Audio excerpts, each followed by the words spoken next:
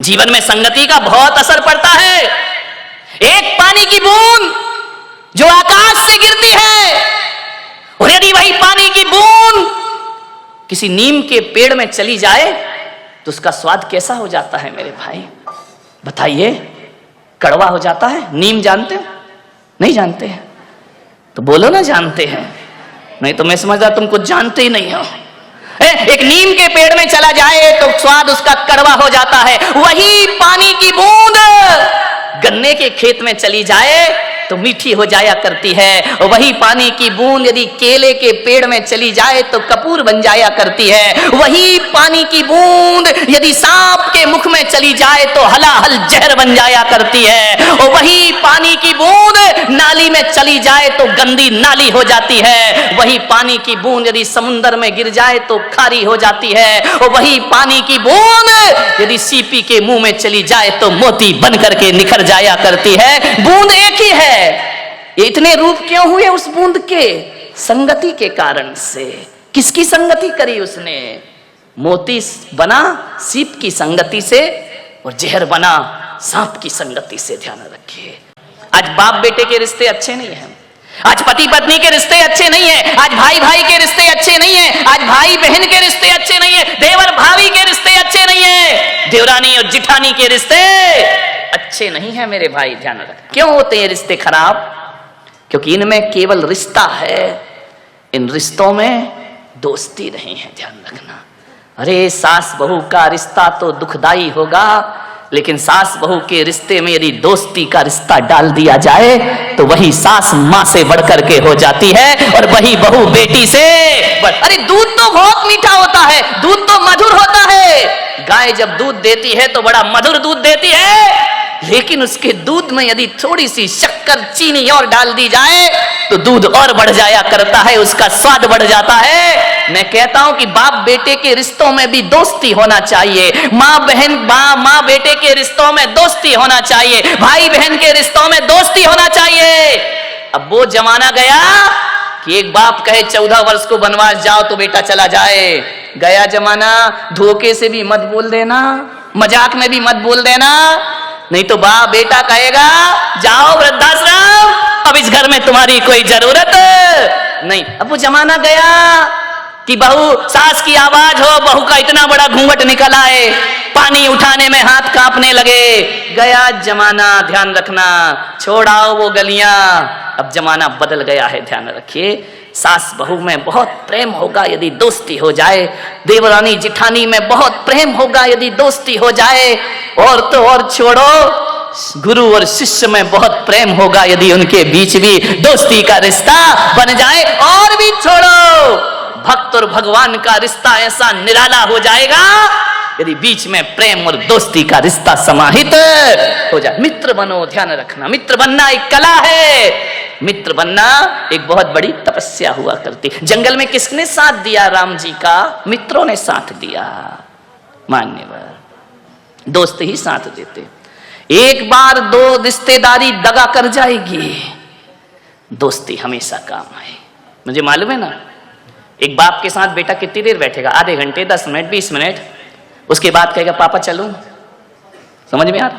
दो भाई आपस में कितनी देर बैठेंगे? वहां औपचारिकताएं हैं, वहां डर लगता है कि बाप के सामने क्या बोलना, बड़े भाई के सामने क्या बोलना। ये रिश्ते उबाऊ हो जाते हैं, उब जाता है आदमी इन रिश्तों से। ज्यादा देर बैठना, लोग कहते हैं कि हमारे साथ हमारे बच्चे बैठना नहीं चाहते हैं। तुम्हारे अंदर दोस्ती का रिश्ता ही नहीं है तो बैठना क्यों चाहेंगे मेरे भाई? तुम्हारे अंदर तो वही है छोटे बड़े का रिश्ता, हम बड़े तुम छोटे, हमारा सम्मान। औपचारिकताएं, फॉर्मेलिटी, ये रिश्ते आनंद नहीं दे सकते जीवन को। ध्यान रखें।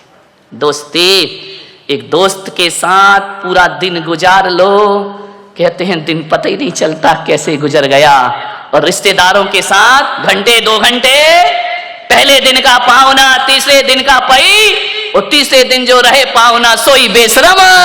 रिश्तेदारों के यहाँ जाओगे, एक दिन बड़ा स्वागत होगा, दूसरे दिन थोड़ा कम स्वागत होगा, तीसरे दिन और कम होगा, वहीं रहने लगोगे। लोग कहेंगे अतिथि कब? हाँ बोल दो कब जाओगे। ध्यान रखिए। मान्यवर सोचना है। दोस्ती में तो जिंदगी भी गुजार दो तो पता नहीं चला करती है। लोग कहते हैं कि अब वफादार दोस्त नहीं मिलते हैं। कहां ढूंढने जाओगे वफादार दोस्त? कहीं नहीं मिलेंगे मेरे भाई। मैं पुलक सागर तुमको एक सलाह देता हूं, ईमानदार और वफादार दोस्तों की तलाश मत करो। हिंदुस्तान में घूमते रहोगे तो भी वफादार दोस्त नहीं मिलेगा, फिर ये जिंदगी कैसे चलेगी? तो वफादार दोस्त मत तलाशो।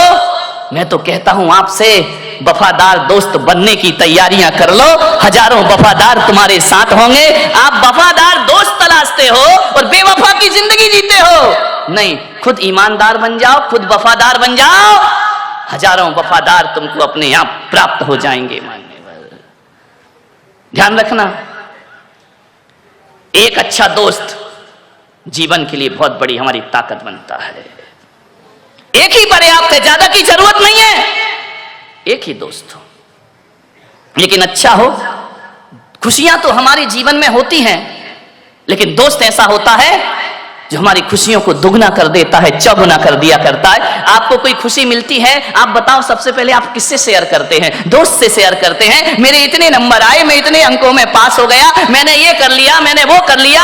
हर बात दोस्तों से की जाती है, क्योंकि हमें लगता है कि हमारा दोस्त हमारी तरक्की से जलने वाले नहीं हैं, लेकिन रिश्तेदार तो हमारी तरक्की से जला करते हैं, रिश्ते नाते वाले तो हमारी ऊंचाइयों से जला करते हैं। दोस्त ऐसा होता है जो हमारी खुशी में हमसे एक आईने को देखना। दोस्त कैसे होना चाहिए? दर्पण की तरह। कभी दर्पण को देख, दर्पण, आईना, शीशा, मिरर, समझ में आ गया? कभी देखना ड्रेसिंग टेबल के सामने, दर्पण ऐसा दोस्त है कि जब तुम हंसते हो तो वो भी हंसता है, जब तुम रोते हो तो दर्पण भी रोता है, जब तुम चिढ़ाते हो तो दर्पण भी चिढ़ाता है। जैसा मुंह बनाओ दर्पण वैसा रूप दिखा दिया करता है। अरे दोस्त होना चाहिए तो दर्पण की तरह होना चाहिए कि जब हम रोएं तो उसके चेहरे पे हंसी नहीं, उसके चेहरे पे आंसू आना चाहिए, तो समझना वो हमारा दोस्त है। दुनिया तो ऐसी है कि हम रोएंगे तो वो हंसेगी और हम हंसेंगे तो वो हमारा मजाक बनाएगी। ध्यान रखना, दर्पण की तरह दोस्त बनाओ।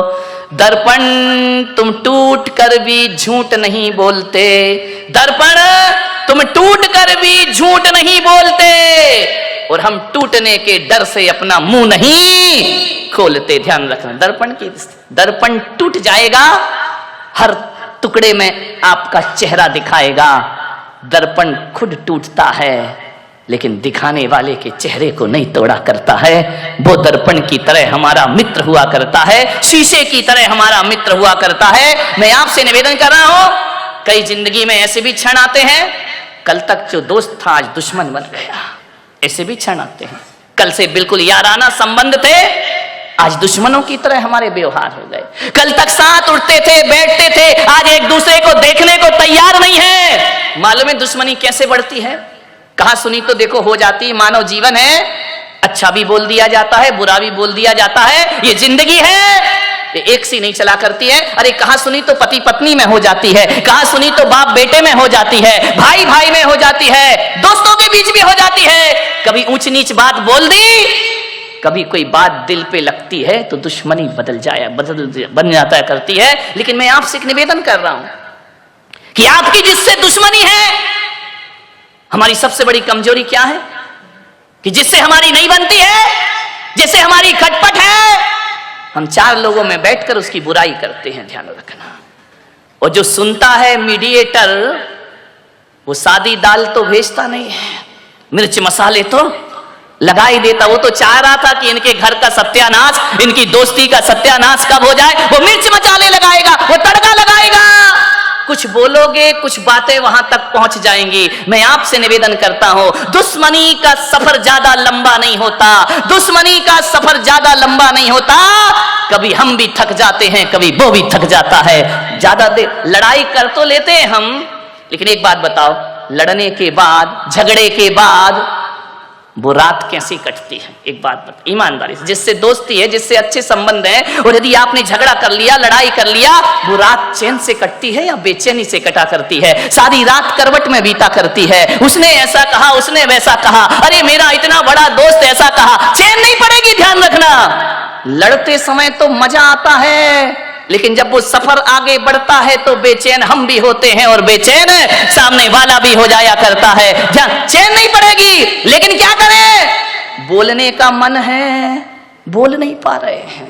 ध्यान रखना, हाथी निकल जाता है, पूंछ अटक जाती है मेरे भाई। मन तो हो रहा है कि बोल ले, लेकिन पहले कौन बोले, मैं बोलूं या वो बोले? ध्यान रखना, अटक जाता है मन। मानव स्वभाव है, मानव का जीवन है, मानव की जिंदगी है, ये सब चलते रहता है। मानव, ध्यान रखिए, एक बात याद रखना, जो कल तक तुम्हारा बहुत अच्छा दोस्त था, अच्छा प्रिय था, अच्छे मीठे व्यवहार थे, उससे यदि अनबन हो जाए, लड़ाई झगड़े हो जाए, तो आज एक निवेदन आपसे कर रहा हूं बड़ी विनम्रता के साथ। यदि वो दोस्त बहुत अच्छा है, यदि वो दोस्त हमारे हितकारी है, यदि वो दोस्त बहुत अच्छा हमारे जीवन का सहयोगी है, कुछ बातचीत हो जाए, तो एक नियम ले लेना आज से कि हम अपने दुश्मन की पीठ पीछे इतनी प्रशंसा करेंगे, इतनी प्रशंसा करेंगे, होता नहीं है लेकिन हम बुराई करते हैं। इतनी प्रशंसा करो, इतनी प्रशंसा करो, इतनी प्रशंसा करो कि ये प्रशंसा जब उस दोस्त के पास पहुंचे तो शर्म से पानी पानी हो जाए और उसका भी मन करे यार छोड़ो दुश्मनी, आओ दोस्ती का हाथ बढ़ाते हैं, आओ प्रेम का संदेश लेकर। दुश्मन की प्रशंसा करना सीख जाओ। तुम दोस्तों की प्रशंसा करते हो, तुम चापलूसी करते हो, तुम बटरिंग करते हो, दोस्तों की प्रशंसा करो, कोई फर्क नहीं पड़ेगा। दुश्मन की प्रशंसा करो, दुश्मनी अपने आप खत्म हो जाएगी।